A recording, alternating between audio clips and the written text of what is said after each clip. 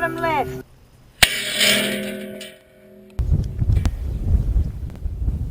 G'day everybody, welcome to Mark and Sam After Work. Today I've got the beginning or the building blocks for a rifle we're about to put together. Sort of have, and you sort of saw it today. What I actually have is this LSS chassis, the Gen 2 of the LSS LX chassis from MDT that I had here in long action, and I was going through the process of what rifle I was going to put inside there. So it's a Remington 700 long action and what caliber I want to put inside there.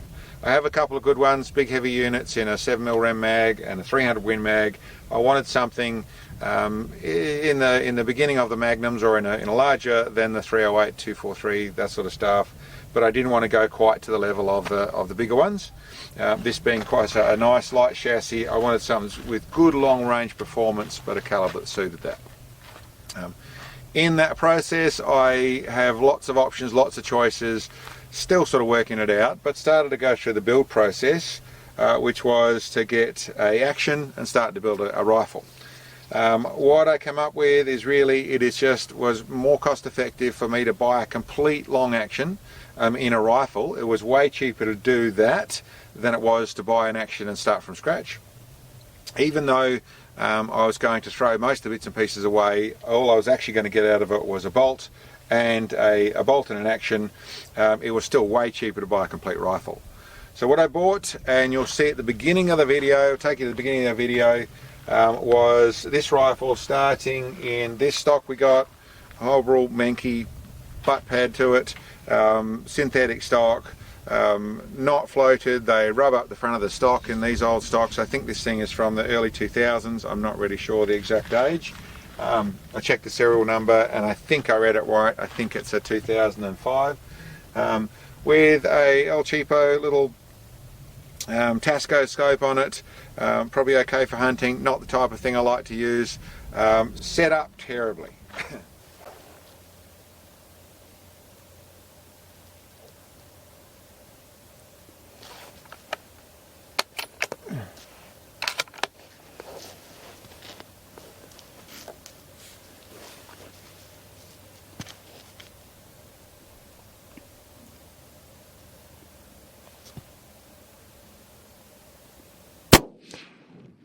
Okay, right of centre paper on the right, halfway between the centre box and the lower box. Okay, well we'll leave it there and we'll do a group like that. Okay. I'll just do another 2 shots like that. Radio. Not very nice to shoot, like I said. Yeah, okay.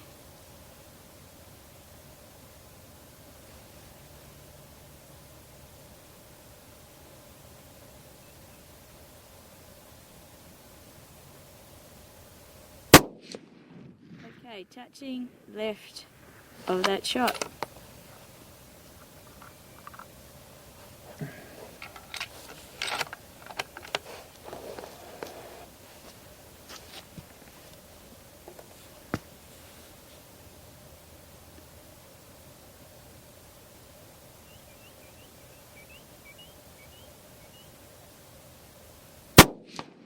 Hole in hole. Unbelievable. That got me again. Oh, did it?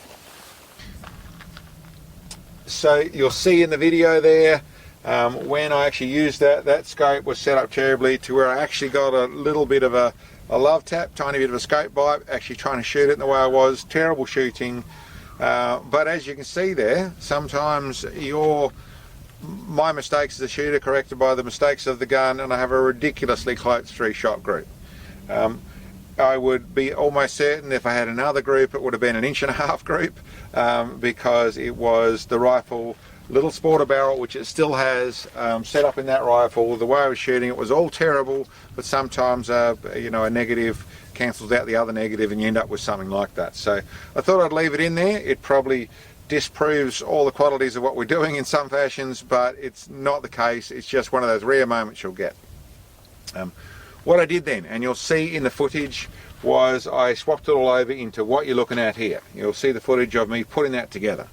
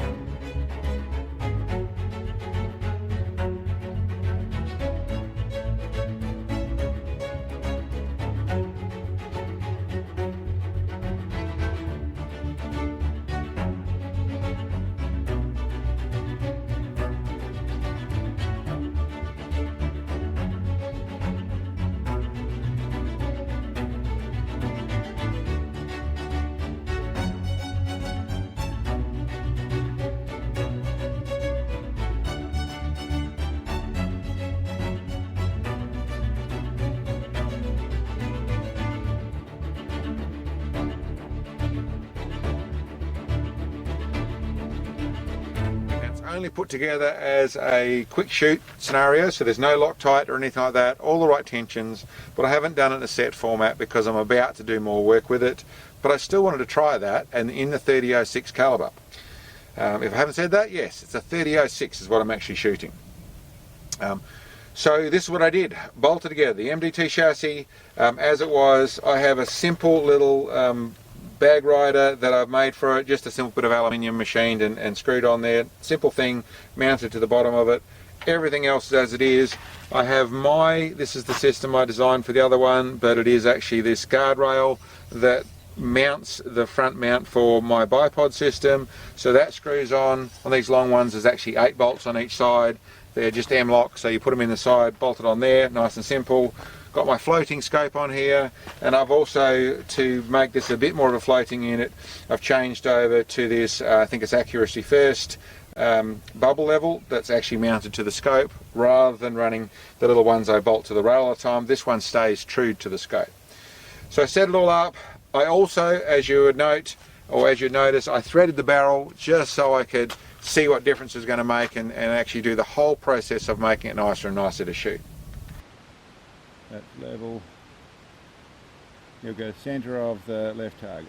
Centre left page, okay. No idea where it's going to hit yet. Okay, mate. You ready? Ready.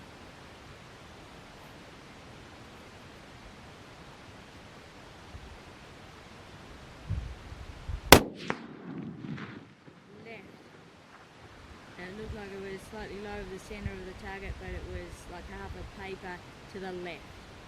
It was in the ground. The way left. Yep. Let's see what that nets us.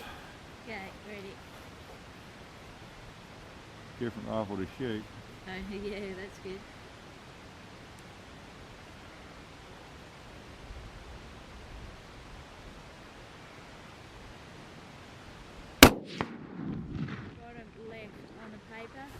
Bottom left lower edge of the paper. Exactly. I get that. Yep. Alright. That looks good. Well, that's all good. We're on target. Yep. So let's put... It's just a different rifle altogether to shoot. Thank goodness. But let's finish that off. Yep. And make it...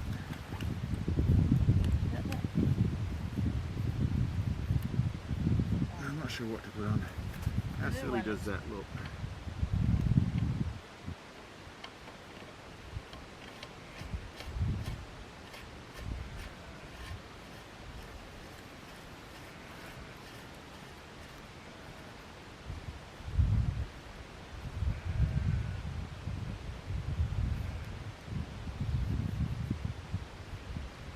Well, do a test, eh? Do some of that. Yep.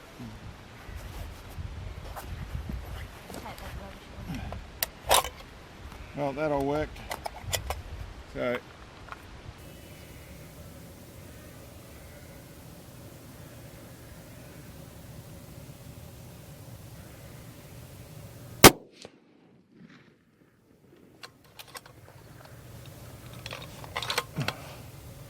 I can see it.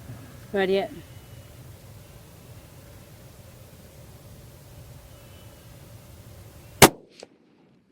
Okay, just straight up from it by half a square, quarter of a square.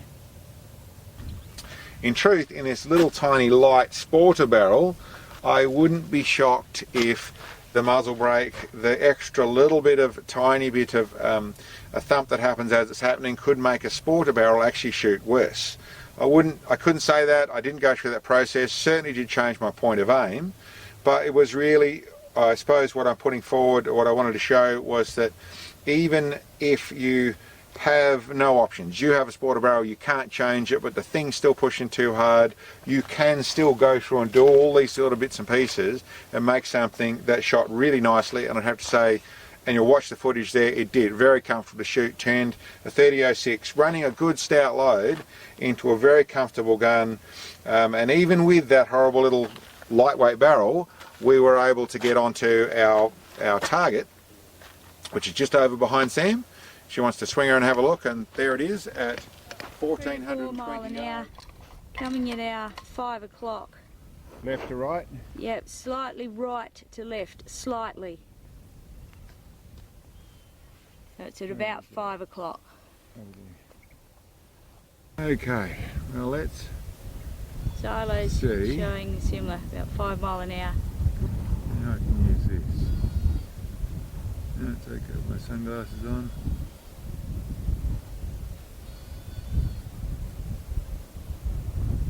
$14.20. Yeah, $14.20. Okay, well, let's double check and see what this app says.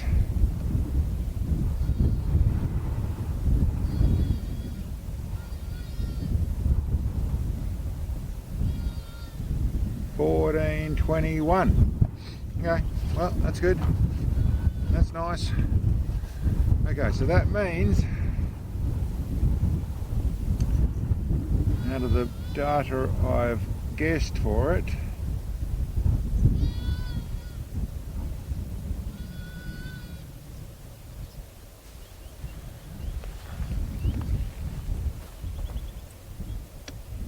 $61.5.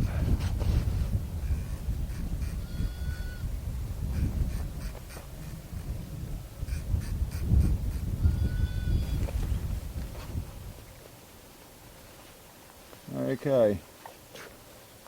So, ready for our first? Yep, good to go.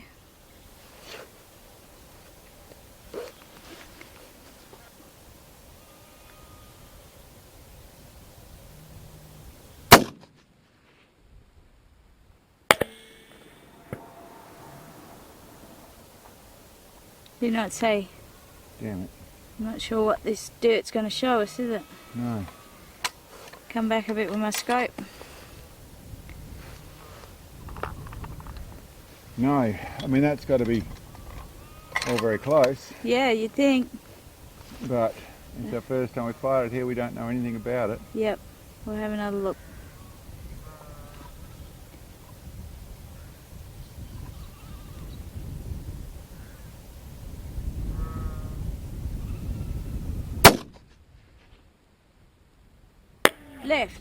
Left and low.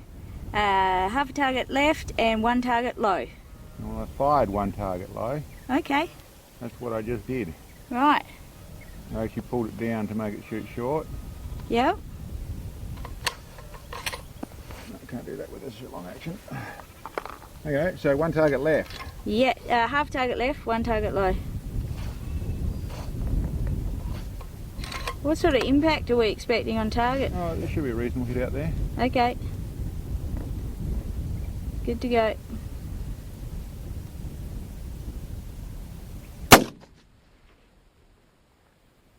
Oh, bottom left, just off. Underneath, so level with the left edge of plate.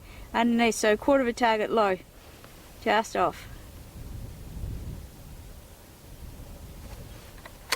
Okay, so that means my data's going to mean it's 62 minutes, Okay. so pretty close.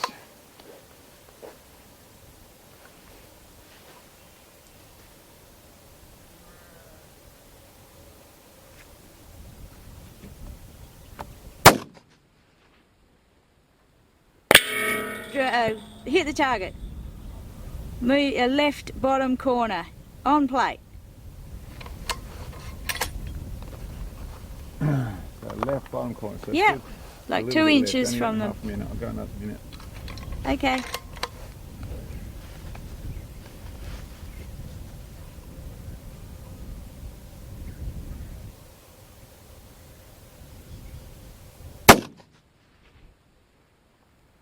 Hit on plate. Top left, 4 inches, left edge. Got him. Okay. So we put another 1 or 2 on there. Okay.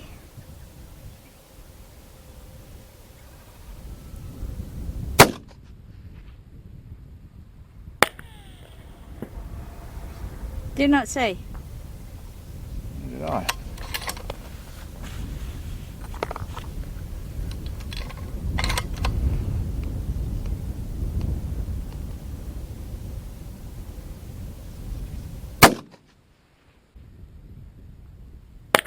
Left. Left, 9 yes, 9 o'clock. o'clock. Just off. I didn't go far enough in my hold. Okay. Wind's backed off. No, wind's up. Okay. Change direction.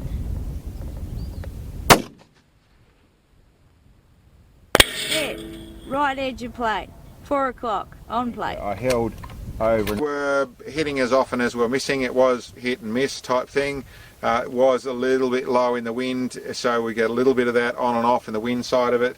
Equally, I couldn't say I was getting any better than 1 to 1.5 MOA sort of group, but I haven't followed it through. It is really put it together, and I suppose to say that, listen, I'm thinking the 3006 is a great long time sniper round, done a lot of work, it's a good round, and I've got a feeling I might do up a barrel for the 3006 anyway, but I want to do up a more refined caliber.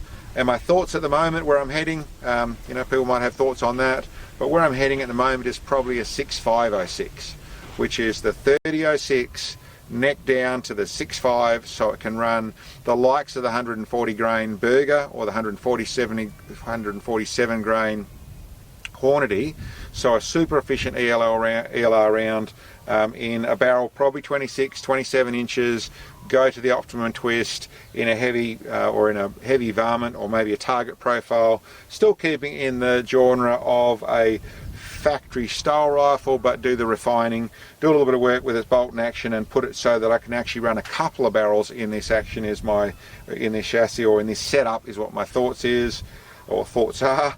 A good test setup so I can actually try other chassis as well. We have a very then run-of-the-mill action being Remington 700, which can do lots of bits and pieces for us. But anyway, this is an overview of it. We've also got one of the new MDT grips on here. The actual thing, it worked like it did in the 308. The chassis is a very nice chassis to work with. It's a very nice chassis to shoot, very comfortable feeling. That side of it is really good. I'm really having no issues whatsoever and really liking how they work. I'm also liking my own design, the Bipod system, the way that's operating. I really like. I've just found, I suppose, a side effect I wasn't expecting to find out of my system. I was designing this system with the center of gravity, a high center of gravity, with it being up as high as it could be without getting rid of the scope, so the legs are up high and mount around the barrel, and making that in a functional form. I like the way the Atlas legs works, that's why I've used those.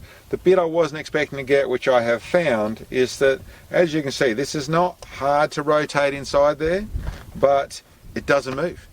You set it up and you shoot, and all the bits and pieces I go through, I don't have to readjust the rifle. In almost every other swiveling bipod I've owned, you'll still get to the point where you've got to tweak it occasionally. You've been actioning the bolt, it's been shooting and moving and all that sort of stuff, and you have to move them a little bit.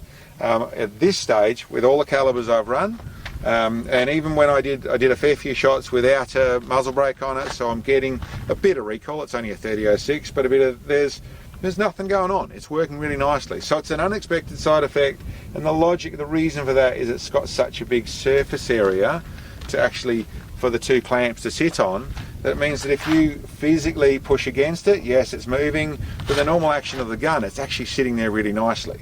There might be some other details with the fact that when the gun's moving backwards and forwards, that surface area has even more grip on it. I don't know, but it's, like I said, it's an unexpected side effect. It's working really well. Blowing wind up my own tailpipe a little bit with the fact it's my own product, I get that, but it's still something I'm sharing with you. Anyway, I think I'd have to say the big muzzle brake on the end of a skinny barrel, yeah, it looks a little bit funny to me as well. It's not going to be there for long. I think I'm toying with the idea of doing up a proper 3006 barrel, because I think it is a great caliber. You know, and I suppose I'd also have to say, for the people that don't realise, in Australia we don't see a lot of it. I know the US, it's a great hunting round. I know it's a sniper round, that sort of stuff. I think I heard recently it's a very common round in Norway, I think, of all places. And I don't know much more about the round other than its history. For me, I like the way it operated, it worked really well, but like I said, I also like to make a fairly refined round to go further still. Anyway, that's where it's at. If you've got suggestions and things, for sure, with what I build it up at, like I said, at the moment, I'm thinking we'll stay with 2 options of the 3006 and a 6506. Anyway, guys, thanks very much for checking us out. Hope you like what we've put together here, and we'll catch you next time.